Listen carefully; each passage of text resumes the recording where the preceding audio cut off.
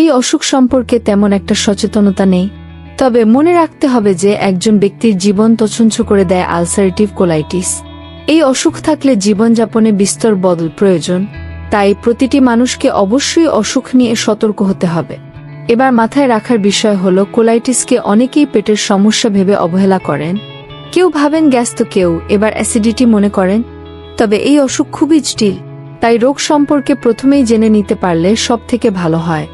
এভাবেই রোগ থেকে রক্ষা পাওয়া যায়। আলসারেটিভ কোলাইটিস একটি অটোইমিউন অসুখ।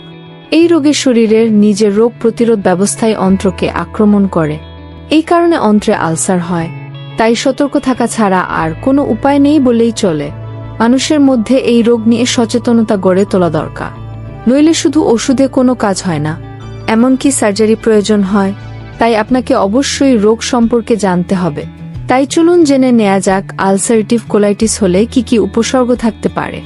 উপসর্গ: পেটে খুব ব্যথা হতে পারে, ডায়রিয়া হওয়া সম্ভব, লুজ মোশনের সঙ্গে রক্তে মেশানো থাকতে পারে, স্বাভাবিক স্টুলের সঙ্গে রক্ত আসতে পারে, পেট ফেঁপে থাকা সম্ভব, পেট শক্ত হয়ে থাকে ইত্যাদি। এবার এমন লক্ষণ দেখা দিলে আর ঘরে বসে থাকা নয়, বরং চিকিৎসকের পরামর্শ নিয়ে ফেলুন। তিনি আপনাকে সব দিক জেনে সঠিক পথে চালিত করবেন। আলসারেটিভ কোলাইটিস হলে কি কি চিকিৎসা ব্যবস্থা নেওয়া যেতে পারে? এই অসুখের ভালো কিছু চিকিৎসা রয়েছে, তবে রোগীকে আগে চিকিৎসকের কাছে আসতে হবে। দেরি করলে মুশকিল। কিছু স্টেরয়েড জাতীয় ওষুধ রয়েছে। এছাড়া আছে বায়োলজিক্যাল থেরাপি। এই থেরাপি অত্যন্ত আধুনিক।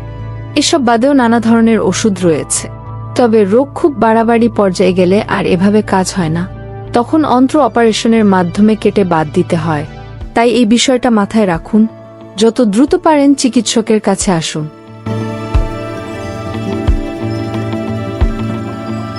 স্বাস্থ্যকর জীবন যাপন করুন, সুস্থ থাকুন, ভালো থাকবেন। আরও এমন ভিডিও পেতে দয়া করে আমার চ্যানেলটি লাইক, সাবস্ক্রাইব করে পাশে থাকবেন।